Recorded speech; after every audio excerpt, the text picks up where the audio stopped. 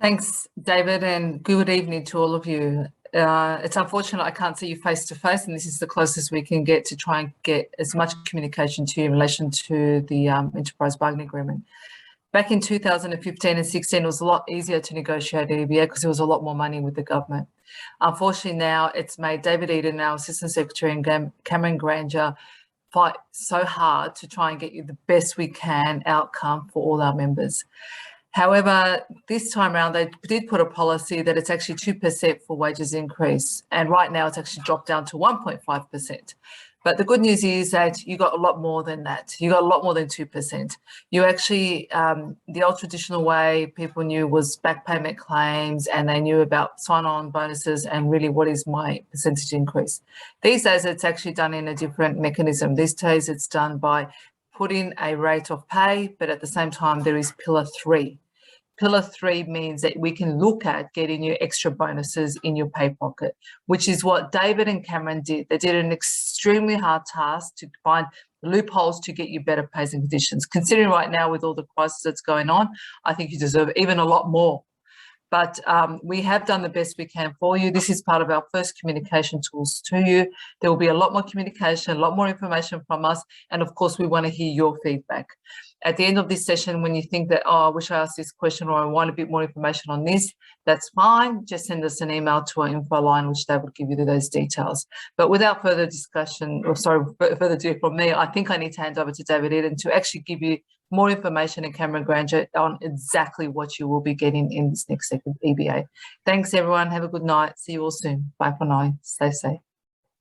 Thank you very much, Diana. So what I'll do is do two parts of the presentation. One that is common terms or what everyone's got out of the Enterprise Bargaining Agreement. And then what I'll do is go into the specifics as to what particular groups that are here in this meeting got through the Enterprise Bargaining Agreement.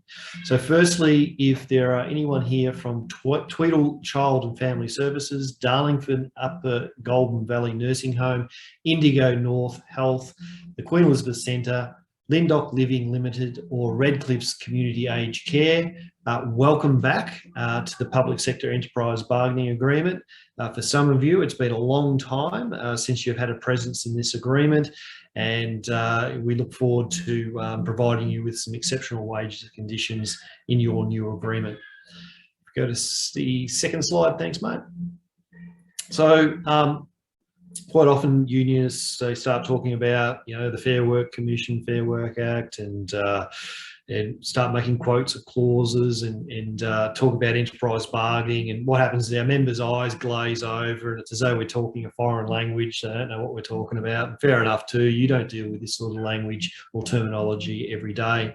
So what I thought I'd do is just give you a really simple, provide you in really simple terms, is that every enterprise bargaining agreement has a modern award that underpins it. The modern award is the bare minimum rates and conditions you can be employed under. An enterprise bargaining agreement is the icing and the lollies and the candles that sit on top of the enterprise bargaining agreement. So it enhances the modern award.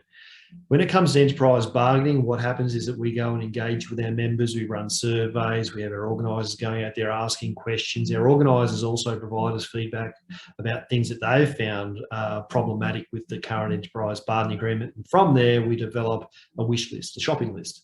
So this is what our members ideally would like to see sitting on top of their cake. But the employers also do a similar process where the government, through their representative, VHIA, engage with employers all over the state and say, put your shopping list together. Their objective is to let you eat cake. Our objective is to give you all the garnishings on top, all the icing, the lollies, the works. So what happens is also, it's like selling a car. You know, you always whack an extra $500 on it. Someone will come along if they're silly enough to pay the $500, bonus to you. But what will usually happen is that someone will come along and try and negotiate you down. At the end of the day, you get exactly what you wanted for the vehicle, and the person drives away thinking about the best deal in town. So enterprise bargaining is sort of similar to those sorts of arrangements where we present a shopping list, a wish list to the employers. They provide us with a wish list, and negotiations begin. Next slide, thanks, mate. Diana mentioned the government wages policy. The government wages policy when we started these negotiations was 2%. It is now 1.5%. The only way you can do better than 2% is if you do a rollover deal. And I know there's some allied health assistants on tonight, and the health professionals that you work with, they did a rollover deal 12 months ago. And that means that they didn't negotiate anything new in their enterprise bargaining agreement. They just accepted a 2.5% wage increase for 12 months, and they'll come back to the table.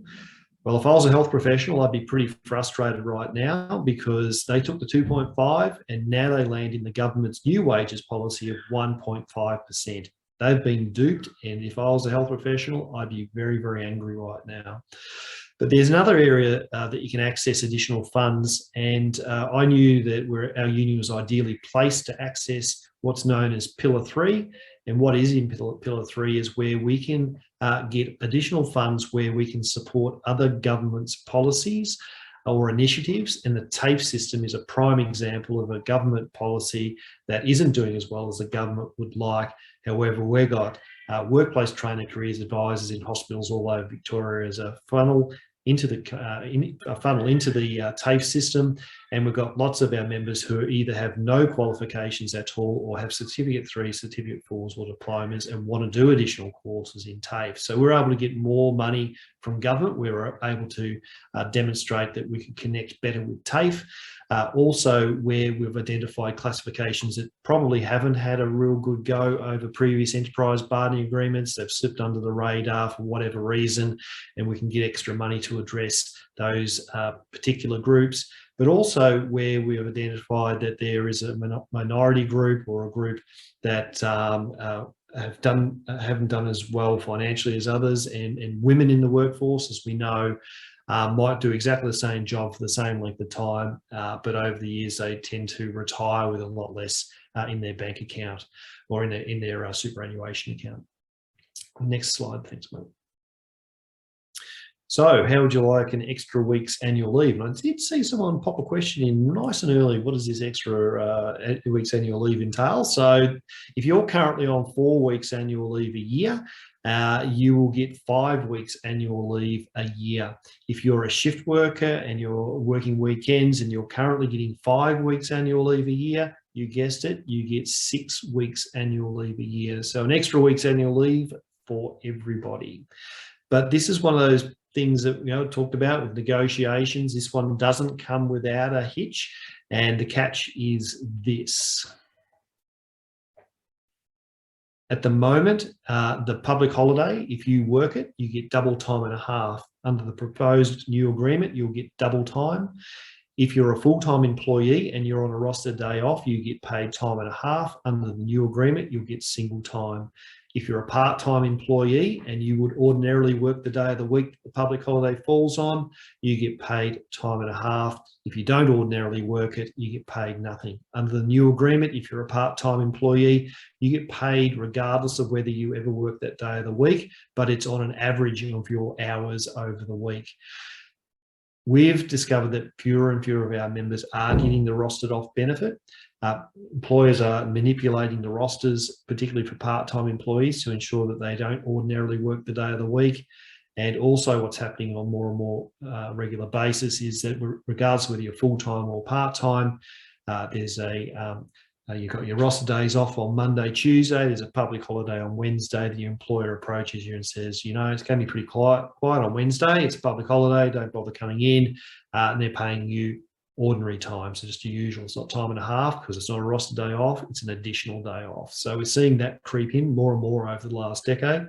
So we think that the trade-off that we're making for the public holidays to get the additional week's annual leave is certainly in your favour.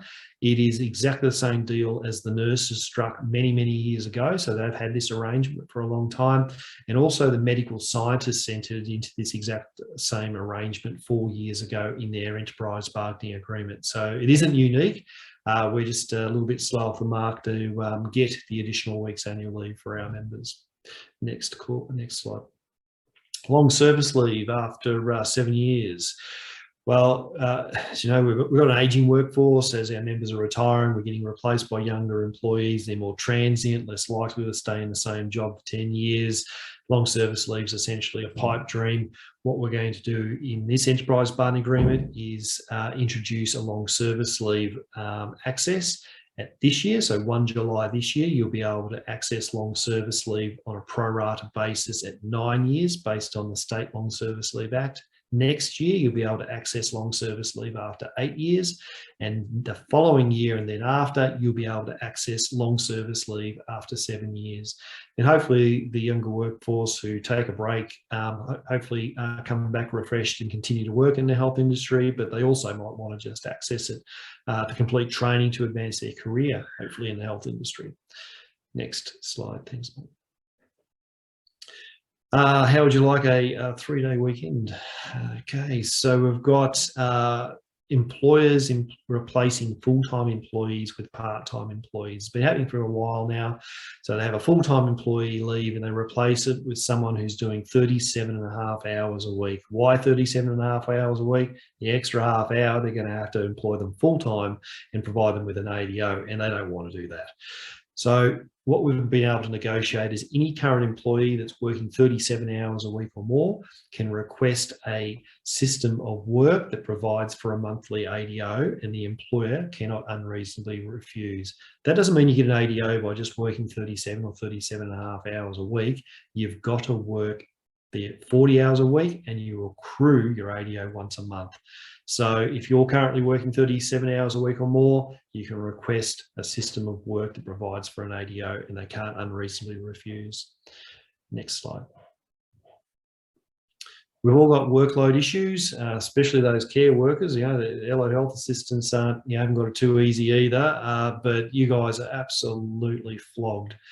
Now, what this union's been working on with WorkSafe for the last couple of years is guidance material around workplace fatigue. And what guidance material is if the employer has this guidance material and they've implemented the guidance outlined by WorkSafe, they're considered to be occupational health and safety compliant. If they don't adopt all the principles in the guidance material, they are not going to be occupational health and safety compliant. What we've managed to do is embed the workplace guidance for fatigue in this enterprise bargaining agreement. So none of this approaching the employer saying, look, you know, we're really fatigued here. We need to, you know, have more staff, or we need more hours or whatever. And they go, yeah, we'll just deal with it through the grievance procedure. And they just draw it out and out and out until everyone sort of gives up and forgets about it. They won't be able to do that in the future. Because of this clause, you can have your workload management issue sorted out very quickly, and will be dealt with under the OH&S clause of this agreement and the guidance from WorkSafe around fatigue. This fatigue guidance is very, very good information, and it's enforceable by WorkSafe. So WorkSafe themselves were very excited that we've got this embedded into our enterprise bargaining agreement, but there's other unions, in particular the AMA, who have all kinds of trouble with their doctors doing crazy hours in hospitals. They're also looking to adopt the same clause as what we've been able to negotiate into our agreement. Next. If you are an OH&S rep, you know that you're entitled to a 5-day basic course after the election, but you're also entitled to a 1-day update course every year. If you're in Melbourne, we recommend Victorian Trades Hall Council as our preferred training provider, and across regional Victoria, BSafe is our preferred training provider. If you don't have an occupational health and safety representative in your area, I ask you to contact your organiser and they'll come in and help you through the election process, and we'll get one elected. It's very, very important that every area has an OH&S representative. OH&S representatives will also have an added bonus under this new agreement. Next slide, thanks, mate. And that is the opportunity to do an OH&S department secondment or replacement. This idea came about from my experience at St John of God Healthcare in Ballarat, where I was an elected health and safety representative in my department. I went off and did my 5-day basic course, come back full of enthusiasm, ensured that all the maintenance was up to date, made sure that staff were trained in the appropriate use of equipment and protective equipment and all that sort of stuff. I was then approached by the health and safety manager of the hospital and asked to come over and work 1 day a fortnight with him on a secondment basis. He arranged it with my boss. I'd go over there 1 day a fortnight. I wasn't the only health and safety rep that he approached, and there are always other health and safety reps over there as well. And some I cross paths with on a regular basis, like the health and safety rep from the kitchen who was a chef. It took me a while to figure out why he had so many health and safety reps over there working with him. And it finally dawned on me that he was actually being educated by us. This guy wasn't from the health industry, and he was learning the risks that were involved in working in a hospital environment. But it wasn't just a one-way learning experience. I also learned a lot off him, and so did the other health and safety representatives who did placements up there with him. And in fact, when he retired, he was replaced by the chef, who was the health and safety rep, because she was inspired to go on and do her certificate for an OH&S. So ultimately, what I want to see is more of our health and safety representatives take up the opportunity of a secondment with the OH&S department and have that shared learning and go on and train up. And I want to see more of our members as health and safety managers of hospitals. What a great outcome that would be. Next slide, thanks, mate. So none of us are getting any younger. Our average age of the employee covered by this agreement is now 53. Injuries aren't always a broken ankle or a twisted wrist or whatever. It could be a repeated stress injury, so it's something that's crept up over time. You're just getting slower at doing your job. Or it might be that you've had some mental decline, and we have had a couple of members who we've represented in recent times have had early onset Alzheimer's as well and just weren't switched on as they once were. Now, we got sick of the employers dragging people in and putting them on performance improvement plans. And I'll give patient services assistant as an example where once upon a time they might have been able to keep up with 30 beds a day, but currently they're only able to do 15. Why drag them in and put them under a performance improvement plan? They're doing as much as they can. They can doing it as much as they can physically possibly do. Why put them on a performance improvement plan and plan to push them out of the organisation? So what we've done is, where there is a performance issue and it's been identified that you have a disability, and the disability might be an acquired disability like a workplace injury, where it's been determined that you have got an injury, it's not going to be dealt with through a performance improvement plan. It's actually going to be dealt with under the equal opportunity clause in the enterprise bargaining agreement, where the employers are going to have to make reasonable job adjustments to ensure your ongoing employment with that organisation. Next. The Workplace Trainer Careers Advisors, and as I said, there is one in every single hospital in Victoria. They're going to have a slight expansion of their roles and responsibilities. So where a position has been deemed to be redundant by the employer, the Workplace Trainer Careers Advisor will get involved at the earliest possible time for retraining and redeployment of the person who's had their position redundant. Or if they've had a workplace injury and they're not likely to return to their pre-injury employment, the Workplace Trainer Careers Advisor will engage with them for possible retraining and redeployment. And that might not be within the hospital. We'd like to see more people who have disabilities working in hospitals. They're the largest employers in some of these regional towns, and they should be doing more of the heavy lifting when employing people with disabilities.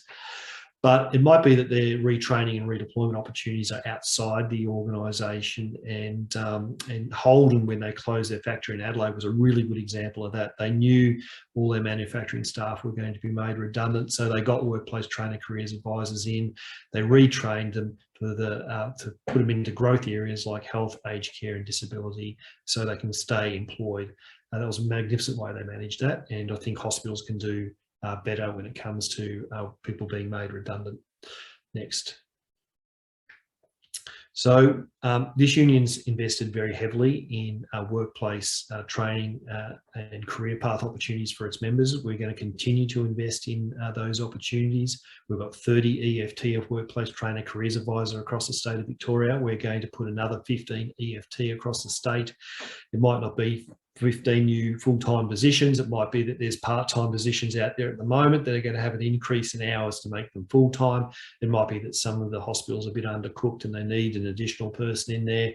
The extra 15 EFT will go there as well. And as I mentioned at the start, and welcome those those employers back to this agreement. There's more respondents to this agreement than there was before, and they will also get their share of workplace training and careers advisors because they currently don't have them. Next slide. So how many people have heard this from their employer? You approach your employer and say, can I have some study leave, please? And they'll go, what's your study got to do with your current job at this hospital? And you'll go, well, nothing in my current job, but I want to advance my career in the hospital. And they'll say, no, you can't have your study leave. Well, they won't be able to refuse it anymore. If you've applied for study leave and it's a health-related course, you'll automatically be accepted for study leave. Also, we've got flexible work arrangements being introduced for people who are doing studies. So if there's a particular day or there's a particular time that your course is on at TAFE, you can ask for a flexible work arrangement to enable you to attend those courses. It might be that you've got a clinical placement at the end of your course as well. Those flexible work arrangements are there to also aid you in obtaining time off to do your clinical placements. Also, unqualified employees will all have access to a education incentive allowance. And what I'll do is I'll talk about that when we get into the specifics of your group. Next slide. As I said in Pillar 3, where we've been able to identify particular groups that have been disadvantaged, and superannuation is one area where women are quite clearly disadvantaged over men. They work side by side, earning exactly the same income. Why do they end up retiring with less? Because women are more likely to take parental leave than men, and that 12 months that they take off, it certainly impacts on their retirement come superannuation. So what we've done with super is that the employers at the moment only have to pay into your super account every 3 months by law. But under this new agreement, they'll be paying into everyone's super account every 4 weeks. That compounding interest is better off in your super account than the employer's accounts. But also, you will be able to, if you're going on parental leave, and it could be a same-sex couple, if you're going off on parental leave, you will have your entire 12 months superannuation contribution made every 4 weeks. So it's not just your paid component, the 3-month paid period of parental leave, it's your entire 12 months. So the contributions will be based on your pre-parental leave entitlement beginning, so the previous 12 months. They'll look at what your income was and they'll make super contributions on your behalf every 4 weeks into your superannuation account. That will go a long way to the inequity that currently exists between men and women when it comes to retirement and superannuation. That's a massive outcome and a big cost for the employer, because as I mentioned before, we've got an aging membership, but we are fast being replaced by a younger membership coming through that are family planning. Next slide, thanks, Mike.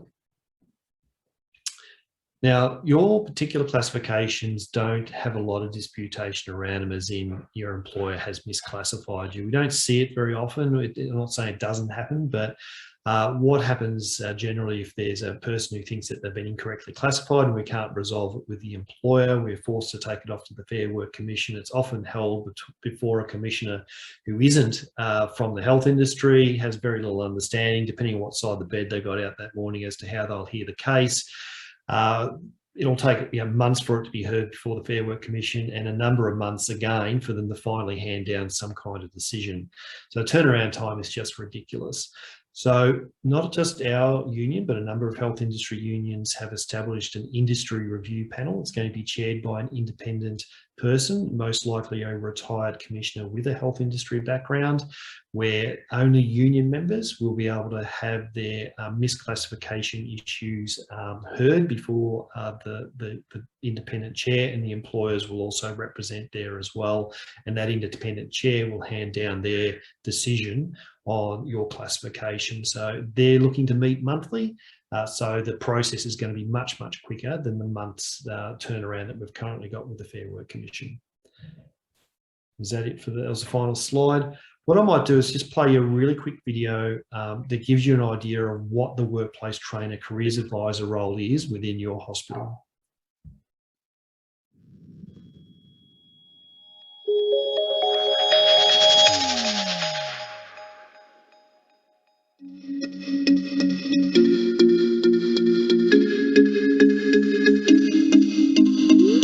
I know where you're coming from, a long road and the money's gone.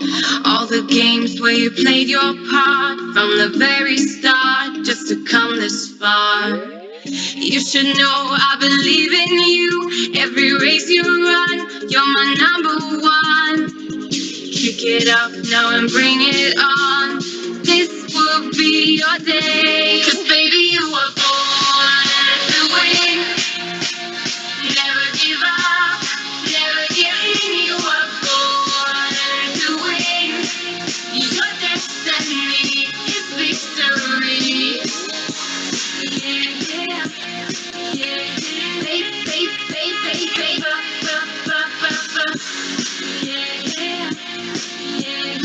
Baby, you were born to win. You set it up and you knock it down. You're all set now to rock this town. You don't really need to play it low. Just get up and go. This is all your show. You should know I believe in you. Every race you run, you're my number one. Kick it up now and bring it on.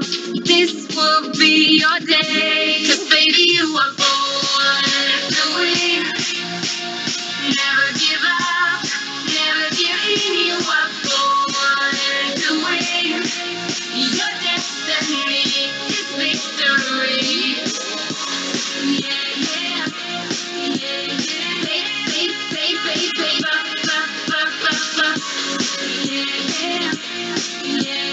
Baby, you were born to win.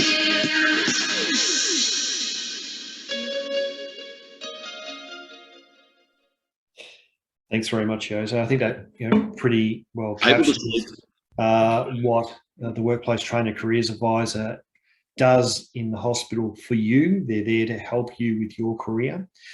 What I'd ask you to do is quickly put in the chat box what classification you are, because a number of classifications have been invited tonight. And if it's only a particular group or two, what I can do is skip through some of the slides that aren't relevant to you. So if you can just quickly put into the chat box. So just a reminder, if you wiggle your mouse over the screen, right in the middle is a chat box. Just click on that and type in, AHA or healthcare worker, HCW, or whatever classification you are, and we'll make sure that we don't, leisure and lifestyle. Oh, fantastic! I always get a curly one, don't I? That's all right. David, sorry, you've got an AHA, leisure and lifestyle, and a care worker. Oh, well, it looks like I'm covering all bases tonight. Fantastic. All right, so second page. The nauseous work allowance will be paid to, and please forgive me, I wasn't expecting a leisure and lifestyle person to turn up because no one in the health industry is currently classified as a leisure and lifestyle person. There is no classification for leisure and lifestyle. So what they've done is they've actually called you that as a title, but sometimes what they do is pay you as an allied health assistant, or they might pay you as something else. So we don't know what they're actually paying you as, but we have introduced the leisure and lifestyle classification structure for you. So it's there in the future. We tried to do it under the previous agreement, but for some reason the employer wasn't interested, but they were this time around. So we got it introduced. So what I'm saying is I'll have to bring up the new definitions for you guys, unless Cameron can bring them up in the meantime as part of his little talk. I can come back to who's covered by the nauseous if you like, David. Oh, okay, no worries. So the nauseous allowance is paid 1 December every year, $350. It's paid to AHAs, healthcare workers, and I'm not sure about lifestyle people, but Cameron will come back at the end of the session and let me know whether lifestyle assistants also get it. You probably should. The education incentive allowance, that will be payable to an allied health assistant or a healthcare worker, and Cameron's going to have to check this as well. I think a lifestyle person grade 1, so allied health assistant grade 1, healthcare worker grade 1, and I suggest a lifestyle assistant grade 1. Correct. They're all covered. Yep. It is fantastic. So the education incentive allowance, why it's only paid to the grade 1s is because they don't have any formal qualifications at that stage. They're the lowest paid out of your groups, and what is quite often a hurdle for people to go on and get further education isn't the course itself, because the course is free. A lot of times it's free. What the problem is it's the materials that you need. It might be the fact that a lot of these courses now are online and you haven't got a computer, you need access to a computer. So the education incentive allowance is paid at the grade 1 levels. And it'll be paid in one lump sum this year, most likely in September, of $500. But each year after that, it'll be paid in 2 amounts. It'll be paid $250 in March and $250 in September each year. And as I said, it's to incentivize people. It's to help them over that financial hurdle that might be holding them back from advancing their career in the health industry. Next slide. Thanks, mate. Now, orthotic technicians, there's no orthotic technicians on this Zoom tonight, but there's very few and far between. They're rare as hen's teeth. But what's been happening is that the orthotic departments have been replacing a lot of orthotic technicians with allied health assistants. And what we thought was you can't get an orthotic technician course anymore either. So what we've done is we're transitioning all the orthotic technicians that currently exist, the whole 6 of them, in the state of Victoria. They'll go across to the allied health assistant classification structure. And we've made some amendments to the definition to ensure that there's a nice, neat fit for them as well. Next one. Thanks, mate. Instructors trades. Now, this is a really weird one. If you actually read the definition, the only place that they could possibly exist are in men's sheds across Victoria, and we don't think there's that many men's sheds. So what we're thinking is that those leisure and lifestyle people that are out there, we think they're actually might be paying you guys as instructor trades, because when we looked at how many there were across the state, there seemed to be quite a lot, more than you'd expect as instructor trades working in men's sheds, as it were. So we think that there are some leisure and lifestyle people that are instructors, but those who aren't will translate into the allied health assistant classification structure as well. So next slide. There's no dietary supervisors here tonight as well, but dietary supervisors work in the kitchen. They work in close contact with the dietitian. They sort of work part-time in the kitchen, part-time in dietetics, and we think they're very close, more closely aligned these days to allied health assistants. And we think that some of them actually already have formal qualifications as allied health assistants, but we've seen it as an opportunity for them, if they haven't got formal qualifications, as a grade 1 allied health assistant, they can get access to the training fund and advance their career in allied health, which means that they might move away as a dietary supervisor into a more generalist rehabilitation areas in allied health assistants. So another opportunity for those individuals, those dietary supervisors. Next slide is just the social worker welfare aides. These guys are really, really poorly paid. There's not many of them around the state. And what we've done is gone, well, let's just get rid of the classification, and we'll redefine them as allied health assistants, because if you look at their definition at the moment, they're doing a lot of work that's in line with a health professional. And we think that it's a really good career path opportunity for those few that still exist out there. Next slide. Thanks, mate. So we did make some minor amendments to the allied health assistant structure, but what we've got is a commitment from VHIA, who represent the employer, So with equal representation, so they'll have some members of theirs attend, and we'll have some allied health assistant members of ours as well in the room. And we're going to take a really thorough review of the allied health assistant structure to look at duties associated with the Certificate 4 and training and assessment, because this came out of Monash Health, where there's an allied health assistant that was doing the Certificate 4 training and assessment and was training other allied health assistants. So the health professionals weren't taking on that responsibility. It was the allied health assistants training allied health assistants themselves. So we want to try and get some acknowledgement of that as part of a career path opportunity. And also where there are other emerging areas such as the NDIS, and get better recognition for what allied health assistants are doing around the NDIS stuff. The process will commence in 2022, and when we've finalised it, will be introduced in the next enterprise bargaining agreement, the whole new classification structure. But we did make some minor amendments to this one as well. Next slide, mate. The allied health assistants, and as we said before, the government's wages policy in total is 8%. The allied health assistant grade 1, we've got 11.7%, and the allied health assistant grade 2 and 3 was 8.2% each. The allied health assistants rates of pay weren't too far behind the theatre tech rates of pay, and the theatre techs are the outliers when it comes to wages. And I know that the allied health assistants with the current structure often get trapped at a particular level as well. So we've tried to do some work around that to break it open and allow you having a bit more of a go at those higher levels. So if we go to the next slide, the allied health assistant is defined as a new definition as this.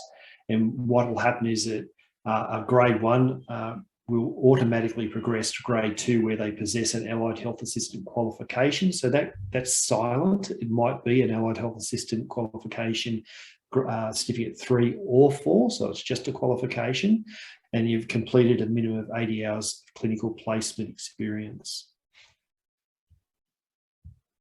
Once you're at 2, that's what your responsibilities are at level 2, and the screen's not too bad. It was a fair bit of information I tried to jam in there. And a grade 2 will progress to grade 3, unfortunately by appointment only, but where you are performing the duties, next slide, of a grade 3, and they're the duties. So now a health assistant grade 3 means a person has completed a minimum of 3 years of experience, full-time equivalent as a grade 2 or equivalent. Qualification holds a certificate 4. So that's where the line's drawn. That's where it's going, well, okay, you can get to the first, to the grade 2 with just the certificate 3, but to get to 4, you definitely need your certificate 4 in allied health.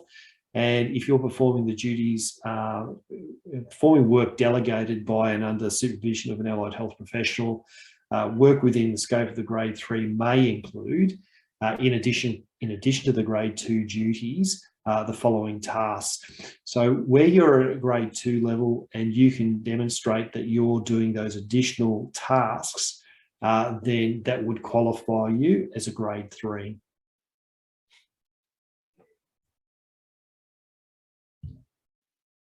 Next slide. Getting into the healthcare workers. The healthcare worker, once again, that a qualification, you could be at a grade 1 level who's unqualified, and you'll progress to grade 2 once you've completed a certificate 3 or a certificate 4 in aging. It's not specific. It doesn't have to be a certificate 4, could be 3 or 4. We don't have too many healthcare worker grade 1s. Most people now are employed with a certificate qualification, so we're not seeing the grade 1 used very often. Most of our members will come in at a grade 2 level, and that is one of the biggest changes we've made with the healthcare worker classification is that under your current agreement, we made those changes then, is that it was quite specific to aged care. And we said, well, it's not just aged care, that personal care workers, we changed your title to healthcare worker. Why? Because we think your position's evolved. It's no longer just about personal care. You're a healthcare worker You're no longer just in aged care. You're also in the hospital environment, and that the hospitals had things called hands or nursing attendants. We got rid of them. We got rid of them as part of the last enterprise bargaining agreement and reclassified them as healthcare workers. But one of the biggest things that we changed this time with your classification is that you're now going to be recognised as a healthcare worker if you're doing community care as well. So if you're doing a hospital in the home program, or if you're doing aged care provision out there in the community. At the moment, what employers are doing is paying you under the modern award, the SHADS award, which is a really, really low rate of pay. Well, now under this agreement, they're going to have to pay you as a healthcare worker regardless of the environment you're working with. So regardless if it's low care facility, high care facility, whether it's in acute hospital or whether it's in the client's homes, you are a healthcare worker and recognised across the board. So as a healthcare worker grade 2, your qualification holds a certificate 3 in individual support with 12 months experience, or you hold a certificate 4 in aged care and have 6 months experience as a healthcare worker grade 1. Your duties are you assist the provision of personal care and development care to patients, residents and clients. We've called out the clients because of the home care environment, not technically your patients out there. And a grade 2 will automatically progress to grade 3 where they hold a certificate 4 and have 2 years experience as a healthcare worker grade 2. A grade 2 will be eligible to request support set out. So if you want to, that's about the flexible work arrangements and the study leave provisions. So if you've only got a certificate 3 at that level and you want to get your certificate 4 to advance, then you're going to be provided every opportunity to go on and do your certificate 4. Next slide, thanks, mate. So the healthcare worker, that's a bit bigger. Healthcare worker grade 3 means someone who is capable of performing work in the scope qualified healthcare work in accordance with the employer requirements. Your qualification is you hold the certificate 4. So you can't advance from the 2 to the 3 without the certificate 4. And your duties are you assist the provision of personal care, development care. So we've made quite some significant changes to what was once the personal care worker classification structure a couple of agreements ago, where we then morphed you into the healthcare worker, and now we've got you recognised across the board. So regardless of where you work, you'll be recognised as a healthcare worker. The wage increases for a healthcare worker, I hope you're sitting down, healthcare workers, is that you guys are really a long way behind the allied health assistants, miles behind. And what this does is it actually catches you up to the same level as them. So it's not a case of, the healthcare workers got more than us as allied health assistants. All it's doing is percentage-wise, they got more than you, but at the end in 2024, your wages will be exactly the same. So if you're an allied health assistant with a certificate 3 or a certificate 4, you're going to be receiving the same, or if you're a allied health assistant grade 1, 2 or 3, it will align to healthcare worker grade 1, 2 or 3 across the board. So the percentage increases look better, but it's because the healthcare worker essentially hasn't had a review in their pay points for a very, very long time, and this agreement makes those adjustments. So there's not many healthcare worker grade 1s out there. Typically employers won't employ people without a qualification these days. So the healthcare worker grade 2 is 21.4%. Just remember the government wages policy is 8%. And a healthcare worker grade 3 is 22.7% wage increase over the life of the agreement. So certainly nothing to be sneezed at, and they're really good wages outcomes. And finally, you're getting acknowledged for the work that you do, a really, really important work that you do in aged care, or it could be in the hospitals or now in the community. So congratulations on that. As I said, allied health assistants, don't get your noses out of joint. It's not that they're going to be getting paid more than you by the end of the agreement. What it's just doing is playing catch up to where you guys are right now. So congratulations there. And back to the industry review panel. So if there is a classifications dispute, especially maybe for the allied health assistants, especially with the other groups coming in, we don't have to wait for months to get some kind of decision out of the Fair Work Commission. We can take it to the industry review panel and have it heard there. What I'll do is hand you now over to Cameron to see if there was any questions that come in, and get him to answer them, and see if he's also found the leisure lifestyle definition.